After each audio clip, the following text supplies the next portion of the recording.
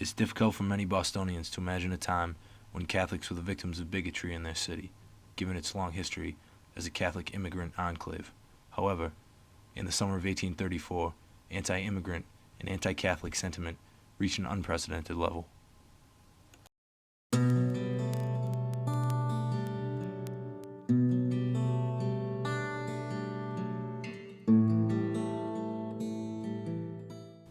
After being authorized by Bishop Cheverus in 1820, Ursuline nuns had established a convent school in Charlestown, Massachusetts.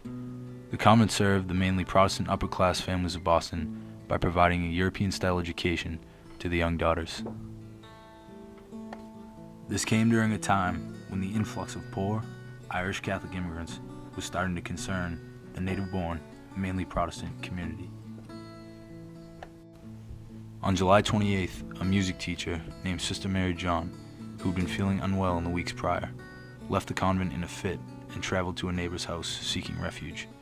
The neighbor transported her to the home of a former pupil for care, and it was there she remained until the next morning, when her brother, accompanied by the Bishop of Boston, escorted her back to the convent. This harmless incident would provoke one of the most violent episodes in American Catholic history.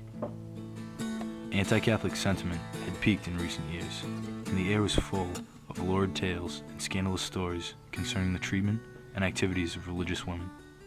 Her brother's assurances of her recovery and willing return were ignored in the face of rumors about young women being held captive in the convent. The atmosphere at the time was charged with a 19th century suspicion of Catholicism supporting dictatorial, totalitarian styles of government in Europe, and that this was supposedly about to be brought over here by these foreigners. You had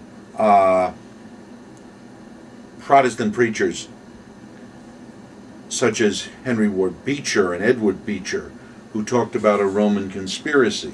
And you also had alienated Catholics, either foreign priests like Gavazzi or priests from Ireland who had come over and stirred off trouble and wandered off, a guy named Hogan, and finally popularized literature which sold thousands of copies like Maria Monk about what went on in convents and how people were treated scandalously there. All this fed into the rumors leading up to what was going on. To quell fears, Sister Mary John herself escorted Charlestown selectmen around the convent, but to no avail. Several days later, on August 11th, a mob, distrustful of the Catholic clergy, demanded to see Sister Mary John to verify her well-being. The Mother Superior was unwilling to oblige and only made matters worse by threatening the mob with the 20,000 Irishmen under the bishop's control in Boston. At that point, the crowd threatened to burn down the convent if they were denied access. As night fell, a bonfire was lit, and the convent looted and burned. The residents of the convent were forced to take refuge in Boston. Only through the intervention of Mayor Lyman and Bishop Fenwick of Boston was retaliatory action prevented. Armed guards were dispatched to the arsenal and the cathedral in Boston, as well as other government buildings. The next day, a mob reformed and returned to the site of the burned convent, destroying the gardens and orchards.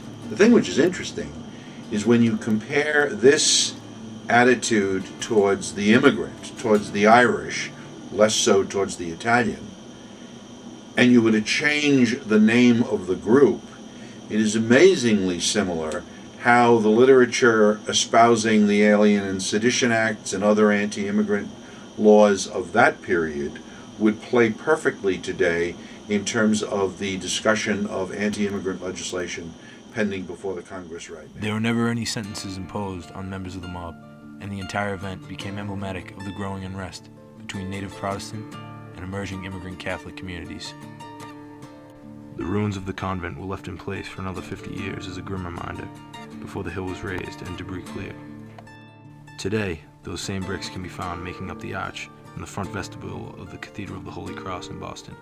They stand there at the seat of the Archbishop of Boston as a reminder to the Catholic community of the unfortunate series of events that took place during the long summer of 1834.